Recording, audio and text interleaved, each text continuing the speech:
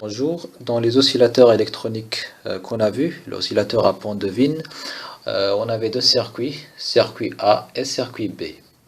Donc le circuit A était un amplificateur non inverseur qui possède une fonction de transfert A. Cette fonction de transfert est réelle. Et le circuit B, c'était un filtre sélectif et sa fonction de transfert est B bar. Donc ça c'est une fonction de transfert qui est complexe. Donc maintenant, avant de commencer l'explication de l'oscillateur et comment il marche, c'est bien de comprendre la différence entre un gain réel et un gain qui est complexe. Donc si vous connaissez déjà, vous pouvez passer à la vidéo suivante, sinon c'est bien de suivre cette vidéo.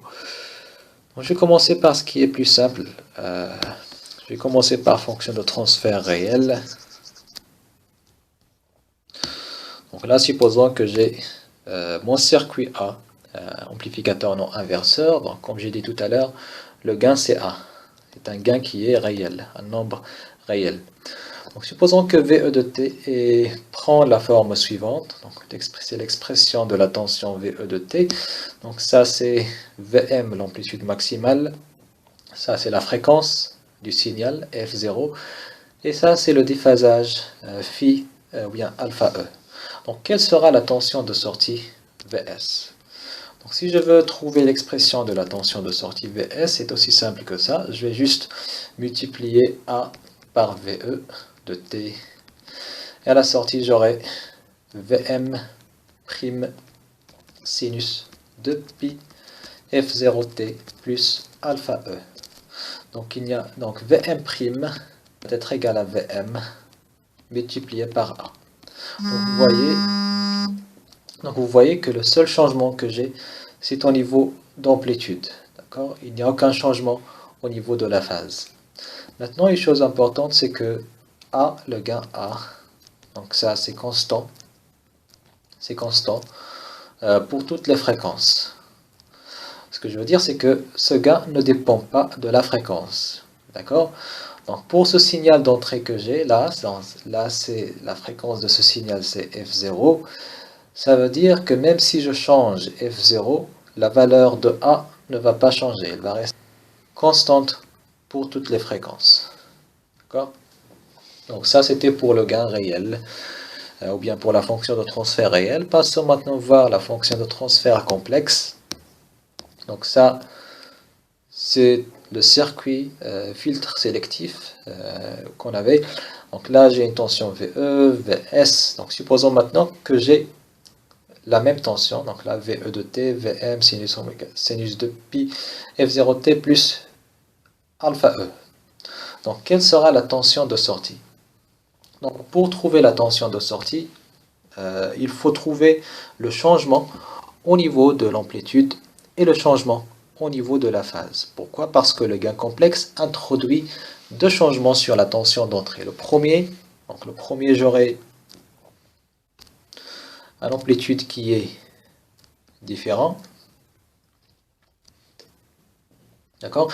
Pas nécessairement différent, d'accord? Parce que si le gain en amplitude ou bien si le module de la fonction de transfert complexe est 1, donc ça va être le même. Donc, ce que je veux dire, c'est qu'en général, on a un changement au niveau de la tension maximale, l'amplitude maximale, et également au niveau du déphasage. Donc là, j'aurai phi S. Donc ça peut changer également. Donc j'aurai un changement probable sur Vm et un changement probable sur alpha E.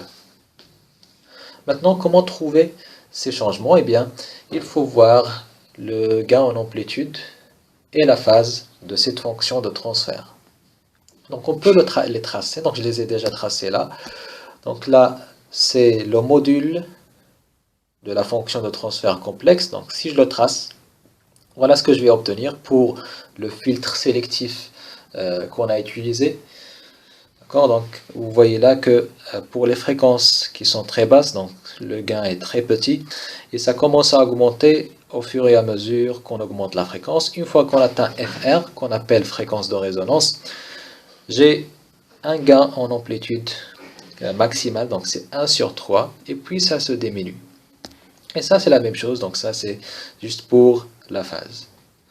Maintenant supposons que ma fréquence F0 est ici. Alors, la fréquence de la tension d'entrée F0 est ici. Donc là j'ai une tension d'entrée avec une fréquence F0. Donc là, pour trouver le changement que j'aurai au niveau de l'amplitude, il faut trouver le gain en amplitude qui correspond à cette fréquence. Donc là, ça va être BF0. Je vais l'appeler ça B0, juste pour simplifier les choses. Et là, la même chose pour la fréquence F0, j'aurai un déphasage Φ0. Donc là, j'ai oublié d'écrire, là, la valeur maximale, le déphasage maximal, c'est 90 degrés, ça veut dire P sur 2, et là, c'est moins 80 pi degrés, ça veut dire moins P sur 2. Mais pour le moment, ce qui m'intéresse, ce sont ces deux valeurs, Φ0 et B0, qui correspondent à la fréquence F0. D'accord? Donc je reviens à la tension de sortie, donc dans ce cas-là, Vm' va être égal à Vm, c'est l'amplitude du signal d'entrée, et ça va être multiplié par B0. Et pour le déphasage, alpha S, ça va être également différent du déphasage de la tension d'entrée. Donc alpha S va être égal à alpha E plus Φ0.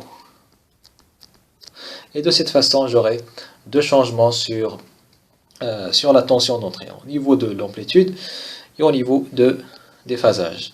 Donc maintenant, là, une chose qui est importante, c'est que cette valeur-là, B0 et Φ0, donc ça, ce n'est pas constant pour toutes les fréquences. Donc ça dépend. Donc ces deux valeurs-là ne sont pas constantes pour toutes les fréquences. Alors, donc chaque fréquence possède un gain en amplitude qui est différent et une phase, un changement de phase qui est différent. Donc si vous comprenez ça, ça va être plus facile pour vous de comprendre ce qui suit.